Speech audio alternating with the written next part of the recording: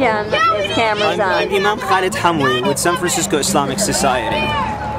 And if you want to know more about me, just Google Muslim leader Khaled Hamoui expresses point of view. Okay. There are also some YouTube videos on the internet that kind of informs you where I stand politically. Okay. So at this point, You were telling me why you were worried about the young kids now in Syria, and you were explaining what the horrible dictators. He disappeared a massive number of people. Tell us about that again. His name. What is his name? Okay. Well, tell us his name. In the early 1980s, a man by the name of Rifat al-Assad, who is the uncle of current tyrant Bashar al-Assad, the president of Syria, who was bequeathed or inherited the throne of the Socialist Arab Republic. Syria is supposed to be a socialist country, more or less, or seeking socialism. So, but when Hafiz al-Assad, the late dictator, died, he left the presidency of Syria to his son Bashar al-Assad. Bashar al-Assad was brought from England, where he was studying ophthalmology. He's an eye doctor, and was trained in the military and was trained to become the next leader.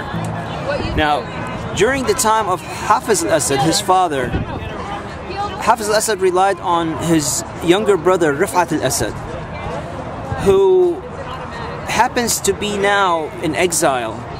He lives between France and Spain. Now you tell me, if France and Spain and the rest of Europe cared about Syrian human rights so much, why is Rifat al-Assad not arrested and trialed? Rifat al-Assad supervised the massacre, the Hama massacre of 1982, where in the city of Hama alone, more than 20,000 people lost their lives, and across Syria during that time period, 30,000 people went missing. They disappeared. They just disappeared from the face of the earth. Right. Rifat al-Assad was the orchestrator. He was carrying out the wishes of his brother, the president Hafiz al-Assad then. Then they had some sort of family conflict where Hafiz al-Assad wanted one of his sons to become the next president after he's dead. And he knew about Rifat having ambitions to become the next president, so they sent him away to live in France. So he lives between France and Spain. He lives in the EU, essentially. You tell me, if NATO is the arm of freedom and democracy, or the arm of the free world, and I wonder if they know that he stole all the wealth that he has accumulated is stolen from the Syrian people and the government of Syria. His criminal record is known internationally. Why don't they arrest him and try him? Why is it that NATO and other Western powers are so interested in intervening in the Arab world when they've demonstrated over and over again that they really don't care about Muslims or Arabs? If they cared about Muslims and Arabs, then what about the people of Gaza? Gaza is essentially a large concentration camp. Yes. Where people are suffering not just shortages of food and health care, they have diseases that are affecting their genes. Their children are experiencing stunted growth.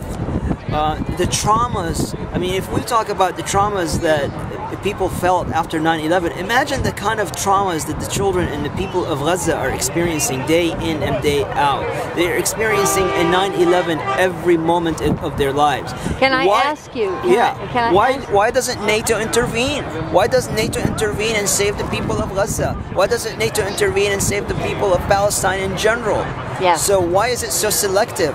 So that causes me to think that their motives is to set the political grounds fertile to bring in a government that is soft on Zionism and soft on imperialism and soft on radical capitalism.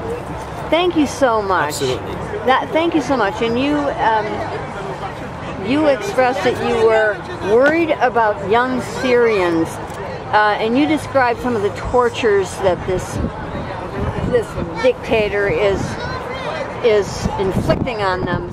Maybe what we ought to do is pass on that right now, because it's extremely violent, but people should know what this dictator, tell us his name again. His name is Bashar al-Assad. He's the son of the late dictator Hafiz al-Assad. And he, under his administration, young boys are being terribly tortured in Syria. Young boys, young women, adolescents, elderly, he just does not care. The methods of torture are despicable. Inhumane is an understatement. Okay, thank you so much.